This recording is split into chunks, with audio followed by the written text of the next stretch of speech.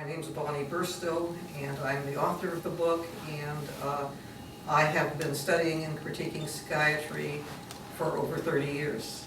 I'm a faculty member at University of Toronto, and what gives my research a particular credibility, I am a research specialist. I teach 3 courses on research at Ontario Institute for Science and Education at the University of Toronto on what are the procedures by which you can research things, what are faulty procedures, so that when I critique the procedures by which psychiatry makes its claims, I do that knowledgeably, and when I do my own research, I do that knowledgeably. So what are some of the major findings of this research?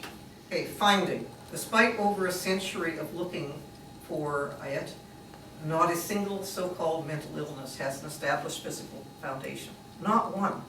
So we can understand in non-psychiatric medicine that the odd thing, there's no physical and they're guessing. Not one.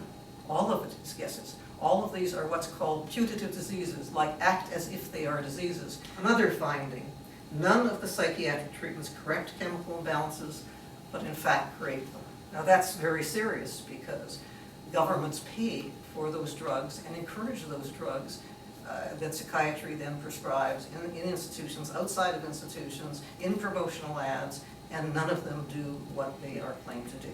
All physical psychiatric treatment work by damaging the brain. Finding, as shown extensively by researchers like Harrow and by the World Health Organization, in the long run, people who go off their psychiatric drugs fare better than people who stay on them, and the people who fare best of all are the people who never went on them in the first place. Again, that is a damning finding, and that's not my finding. I'm repeating the finding of places like the World Health Organization. Now again, they won't draw my conclusions, but if you look at that, the conclusions of what to conclude on the basis of these things starts becoming very obvious. Finding.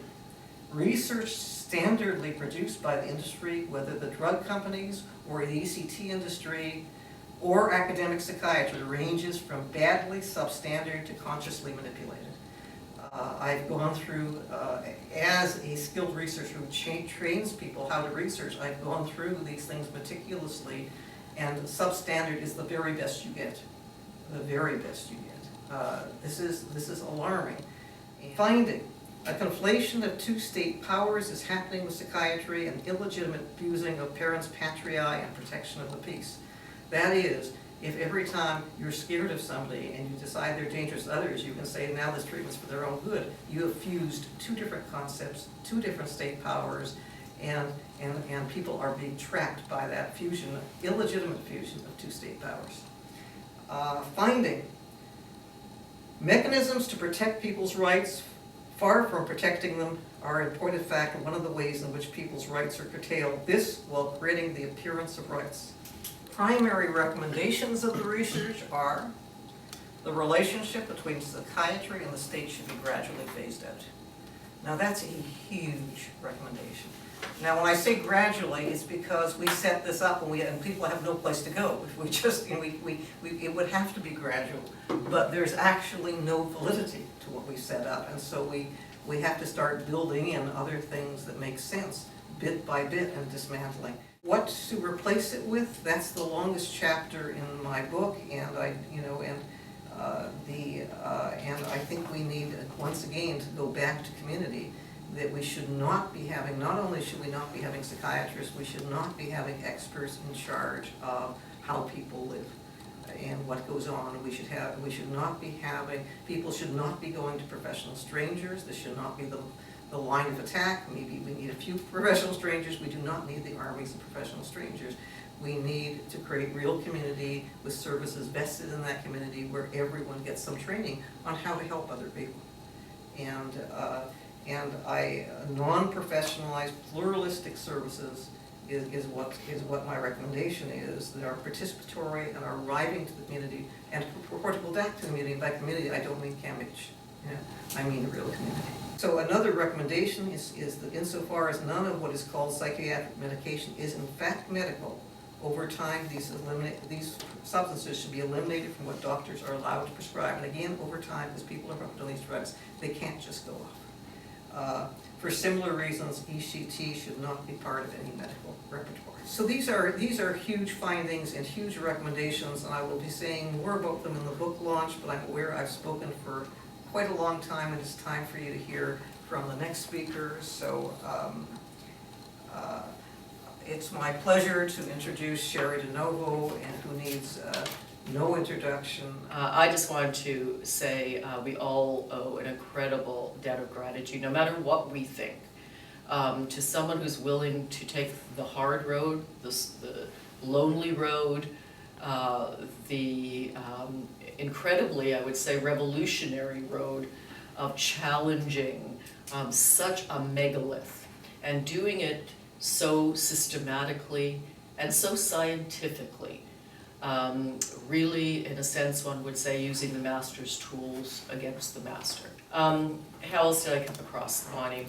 Certainly because of her involvement with the consumer survivor community, and something I've always been involved with peripherally and before my elected days. One of the first bills I think I introduced a couple of years after I was elected was one asked for by that community, and that was to originally ban electroconvulsive therapy.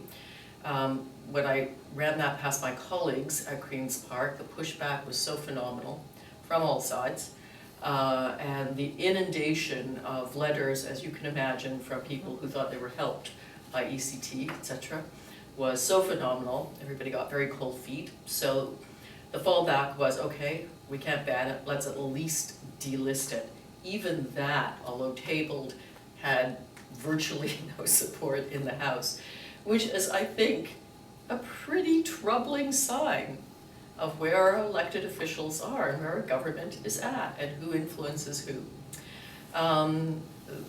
Far more successfully, many years later, just this last spring, I introduced Bill 77, which banned conversion therapy for LGBTQ kids. That seemed to most people at Queen's Park like a kind of no-brainer. In fact, the standard response I would get from most people is, this isn't still happening, is it? And the answer is a resounding, yes it is. It's actually quite widespread.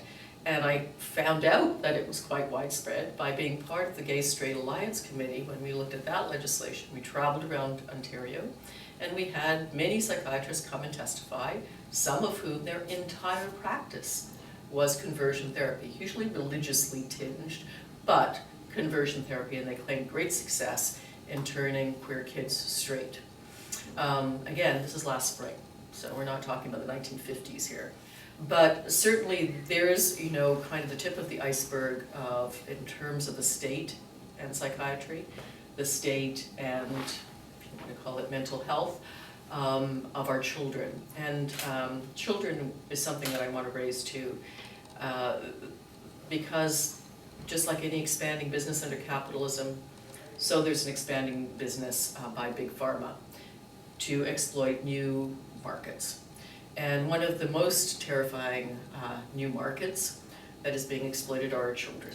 And again, Bonnie is not alone in this. I think she's way out in front, but she's not alone. I've been approached by many stakeholders to say we've got to do something about this. Again, it's a quagmire when you try to look for support from legislators on that basis, because what we get instead is, oh, but our children need more access. The reality is, and Bonnie's really delineated this in her book, but yes, people do need help. They need help. They don't necessarily need a prescription. Bonnie is great iconoclast, and by iconoclast I mean someone who smashes icons. And certainly this is an icon. An icon is anything that one does not question. The unquestionable, and she's questioning exactly that.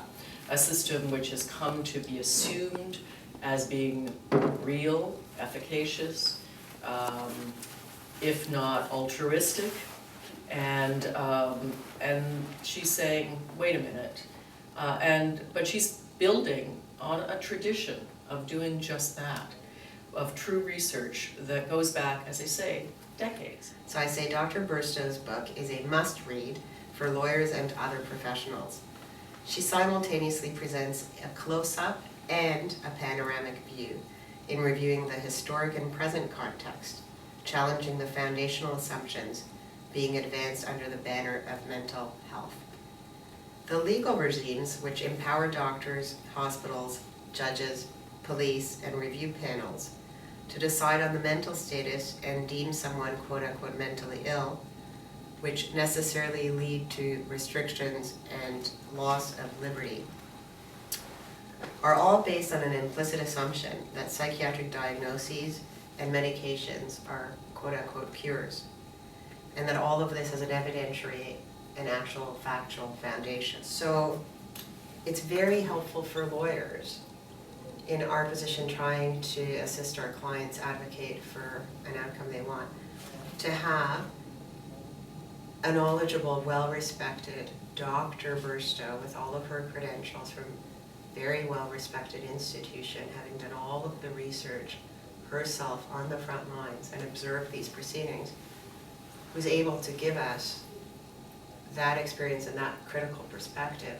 having come in from the outside and looked with a fresh set of eyes as an objective observer at what was happening in our tribunals and our courtrooms.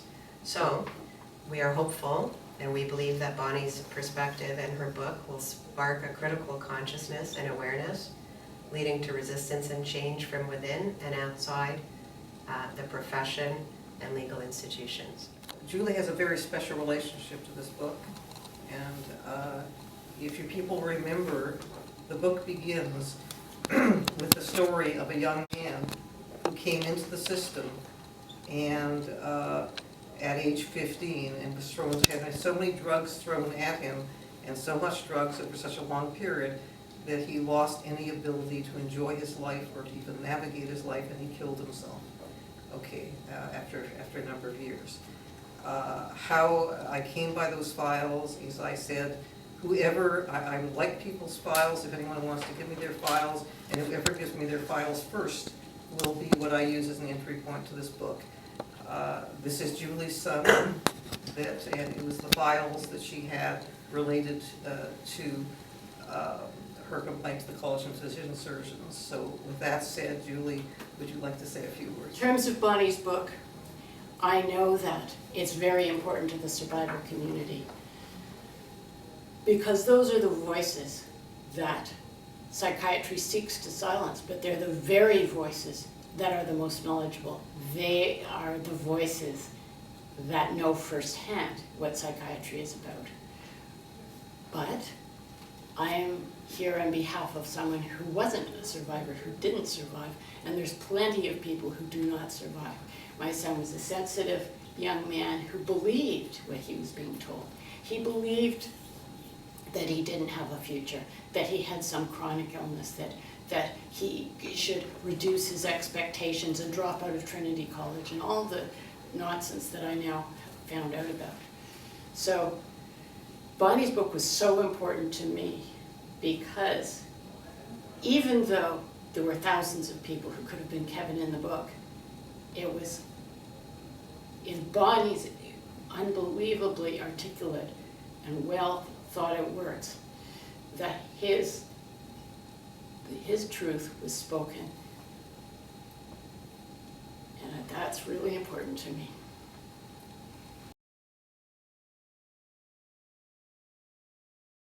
Why has no one acted on it? Because they're up against a huge, powerful industry that promotes lies as if they are truth. Now that's very, very hard. I mean, speaking of capitalism, this is capitalism. This is an industry that makes money off stuff. So that's why the pharmaceuticals are going to back everything to defend psychiatry. And in terms of psychiatry, if this stuff was ever taken up seriously, they have no foundation at that point and no ability to carry on. So they're going to do everything in their power. And governments are very bound up. The state is very bound up with the decisions it's made. I mean, how does the state acknowledge that for a few hundred years they've made a huge error and they've funded what actually profoundly hurts and violates people? That's a hard thing. And so then the hegemony is so great, so you can come up with, and people have, with definitive proof. And all psychiatrist has to do is say the opposite, and that's quoted. I mean, it's almost like society is an expanded version of the Consent and Capacity Board. Their word is law, regardless of the fact that all the rules of research show that their word is worth nothing. So for all of those reasons, that's why we're in this bind. Thank you for the question, Ephraim. Sure, well, certainly is the answer. And I think because it's so meticulously researched, so it's, one suspected these things to be true, let's put it that way, but one didn't have the facts and figures and the data in front of one. So now there's no excuse. Here's the data, there are the facts, there are the figures, there's the research, and it's extremely helpful, as was said, both legally and I think in other ways too. Now, as a politician, I was listening to the geese story. Geese are critical in politics, I guess. But I mean, it's not that it's be true and that it can be proven to be true. It's that people understand it to be true. And so this is, again, there's this great line by Gandhi, first they ignore you, then they laugh at you, then they fight you, then you win. Yes. And I think for every social justice struggle, that's the process, they have been ignoring this and they've been laughing at it. We're there now. When they start to fight us, that's a sign of progress because they acknowledge that this information is a threat. I think that fight, we're seeing some signs of. So if you want to see as progress, that's about where we are in the struggle, I think.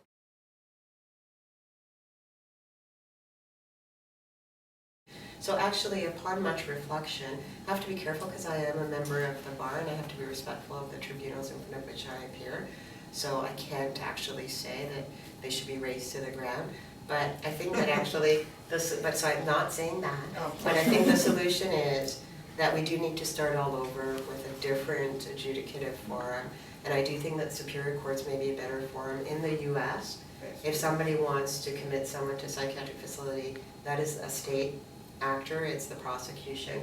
You go before a judge, a superior court judge with inherent jurisdiction, and you make the case for why the person requires to be detained. In Ontario, a single stroke of a pen by one doctor has that effect, and it's a client application-driven process to even ask for a review. So those who are most vulnerable never have their situation looked at even by this tribunal, they just get locked away. So we've got a bit of a broken system, I'm afraid.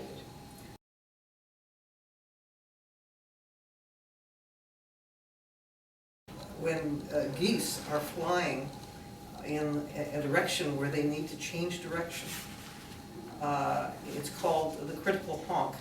It's the critical honk when it's time to change direction. And once one of them starts honking, the rest of them start honking, and then they change direction.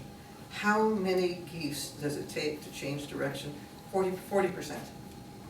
40%. You need to get 40% on your side, and the other side cannot win. American Revolution, 40%. So do I think I'm going to get 40% tomorrow? No, but I'm hoping to get it while I'm still alive, so I'm pushing on. Thanks for your question.